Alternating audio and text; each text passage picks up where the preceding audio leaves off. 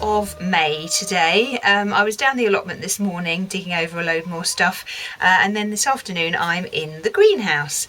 The last couple of days it's absolutely poured down with rain, so I've been doing a few bits and pieces in the greenhouse, but now the sun is shining again. It's again still very, very muggy outside, but the plants have loved it, and also the weeds have loved it out there, all the rain as well. So I've got lots of weeding to do now on the allotment.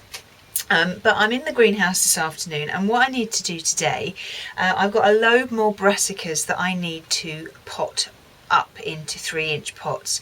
I have done a load already, the kohlrabi, some cabbage, some sprouting broccoli, some kale and some bruchale, but I've got a load more here that are ready to be done. So let me just go through what I've got here. Now, first of all, oh, there's a spider. Get rid of that. You'll most probably see that there's an empty tray here. To be honest with you, I wasn't surprised about this. These were the January King ones. Now, I've had the seeds for these for quite a few years now, and they actually went out of date a couple of years ago. Last year I got a few that came through, but this year I've sown a load and none of them have come through, so they've clearly gone past their sell by date, but that's okay because I've got a load more cabbages anyway. These ones here, they are the red arrow sprouting broccoli, and as you can see they're you know, two and a bit inches tall, so they're ready to go out. And these ones here, these are kale, which are doing really well, and then these ones here are broccoli, Lancia mix. Oh, they're the ones that are, some of them are purple and some of them are white, so that'll be interesting to see. These ones have actually got a little bit dry, but it doesn't matter.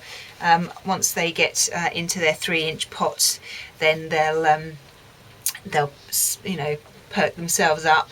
These ones here, they're the Primero cabbage, and then the ones at the back, they're the Advantage. And then the last tray that I've got here are these ones here, and these are the Cabis cabbage. So you'll pot these up all exactly the same, so I'm just going to show you some of them, but as I say, all the rest you'll do exactly the same, so there's no point me showing you them individually. So I'll start with the I think I'll start with the red arrow. So let me show you how to pot those up into 3-inch pots. Okay, so just get your 3-inch pot and just fill it with normal multi-purpose compost. Give it a shake down so that it's all level, and then all we need to do is to take out one of these seedlings. Again, use either the label, a pencil or your finger, it's entirely up to you. Somebody said to me that they use an old fork, which would work just as well, but whatever works well for you. Get your implement underneath some of the seedlings, and then just very, very carefully take them out.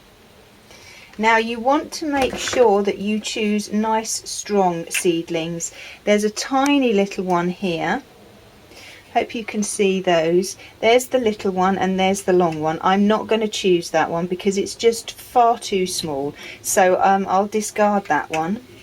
Now, if the bottom leaves, like here, that have started to break off or turn yellow, that doesn't matter, don't worry about that, because they're only the baby leaves.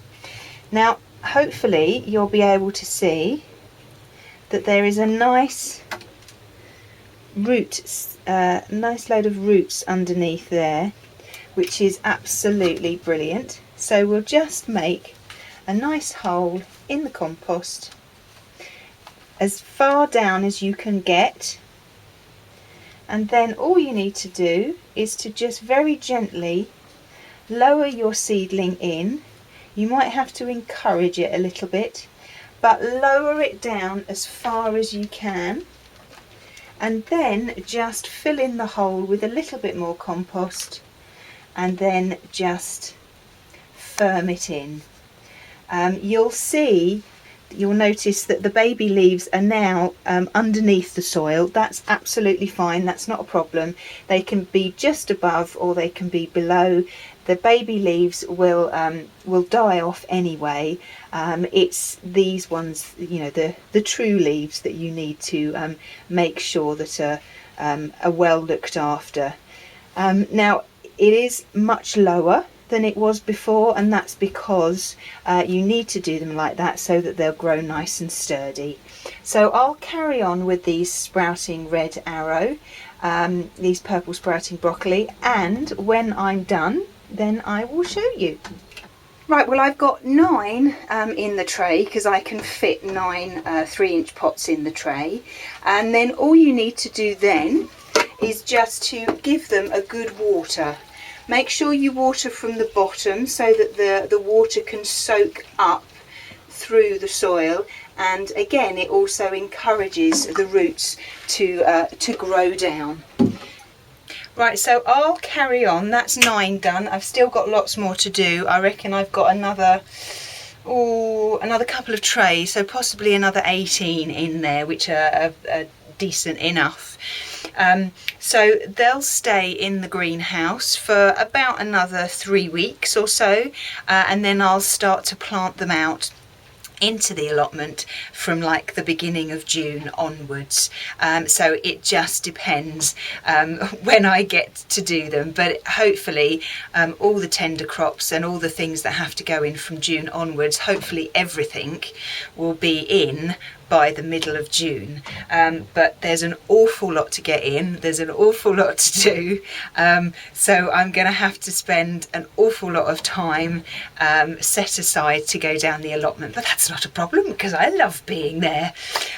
So it's all going well at the moment down the allotment. I'm just turning over the beds and making sure that everything is ready for when the mass plant starts in the beginning of June.